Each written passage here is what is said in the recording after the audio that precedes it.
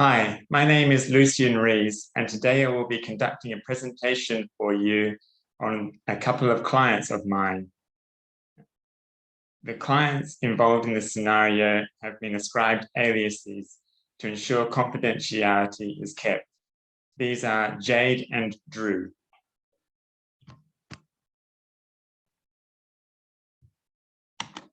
I first began to see Drew when he came to me for therapy that centered on ending his relationship with Jade.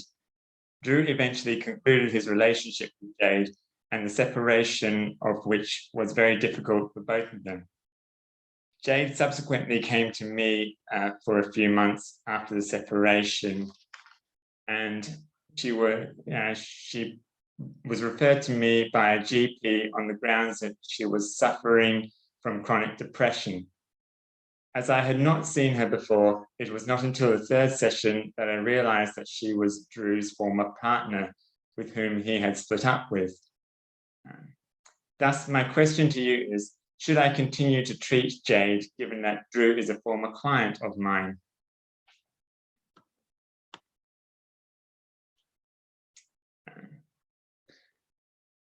The ethical decision-making model used to unpack this conundrum by Kuchar and Spiegel, the ethical decision model is formulated. The first question being, does the scenario entail a clash between two ethical principles?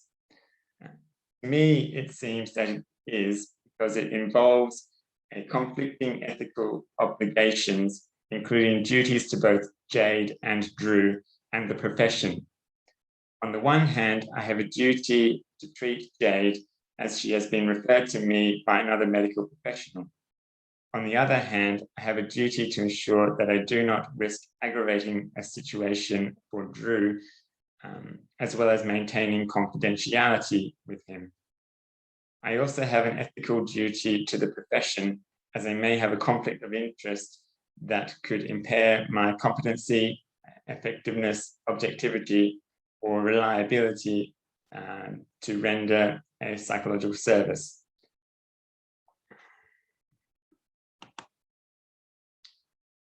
The relevant APS principles to consider are the APS Code of Ethics sections applicable to both Jade and the profession. C3, conflict of interest.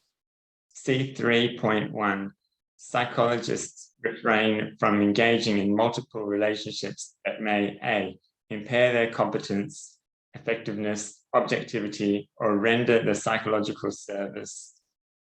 B, harmful to clients or other parties to a psychological service. Or C, lead to the exploitation of clients or other parties to a psychological service. Also, C3.2 states that psychologists who are at risk of violating standard 3.1 are to consult with senior psychologists to attempt to find an appropriate solution that is in the best interest of the relevant APS principles to consider in relation to Drew are A.5, confidentiality. A.51, psychologists safeguard the confidentiality of information obtained during their provision of psychological services.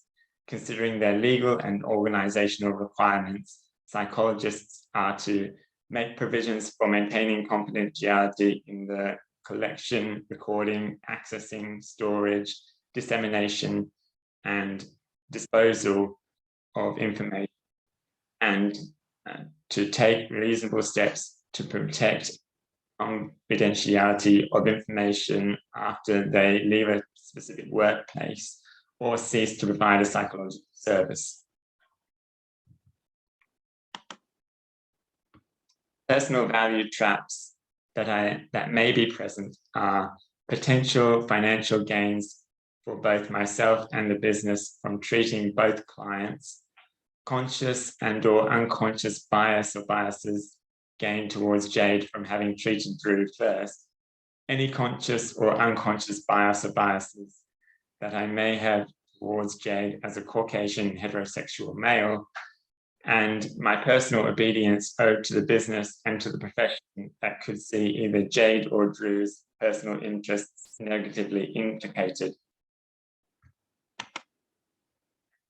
Rights and vulnerabilities of Jade are that she has the right to adequate, objective, and professional psychological treatment, and is vulnerable to a worsening of the condition of her depression if treatment is not administered. The rights and vulnerabilities of Drew are that he has the right to expect that the outcome of his treatment is maintained, and that the integrity of that treatment is not influenced by my conducting of treating Jade. He also has the right to have confidentiality maintained, and is perhaps vulnerable to a relapse if the outcome, confidentiality, and integrity of his treatment is. The rights and vulnerabilities of myself: I have the right to cease treating Jade. I am vulnerable to the prospect of breaching confidentiality, particularly towards Drew. I am also vulnerable to failing to provide Jade with objective treatment. Each of these could result in me losing my license to practice and my registration with the APS, as well as being sued by each party. Therefore, I have responsibilities to each client as well as the profession. The first potential scenario. In this scenario, the first option is to cease treating with Jade. Recommend or help her seek another psychologist, thereby risk informing her that I had previously treated Drew, or at least insinuating that I had previously treated Drew, thereby impugning the confidentiality between Drew and I. This will lead to a risk of her chronic depression worsening, either through not being able to access service, or this would ensure that, but above all, this would ensure that the goal of Drew's treatment is maintained. In the second potential scenario, the option is to continue to treat Jade, but to disclose to her that I have previously treated Drew, thus informing her of the conflicting vested interest that I have. This would be a breach of confidentiality towards Drew, as stated in Section A51A of the Code of Ethics. I could then be liable for malpractice due to a breach of confidentiality, leading to a potential loss of license and registration with the APS. A means by which I could circumvent this would be to liaise with Drew, ask him if it's acceptable for me to delve the information that I have gained from him to Jade, and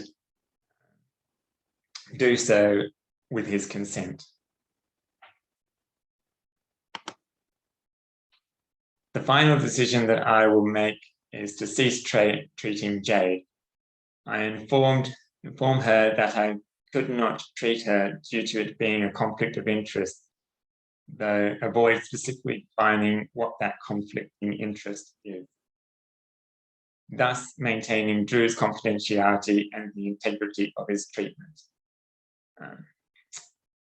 Recommended one or more psychologists to Jade would be as suitable for her, and also inform Jade's GP of the scenario, including which psychologist she is then likely to seek the services of, all the while maintaining Drew's confidentiality. Thank you for listening. I will be keen to find out what you make of the matter.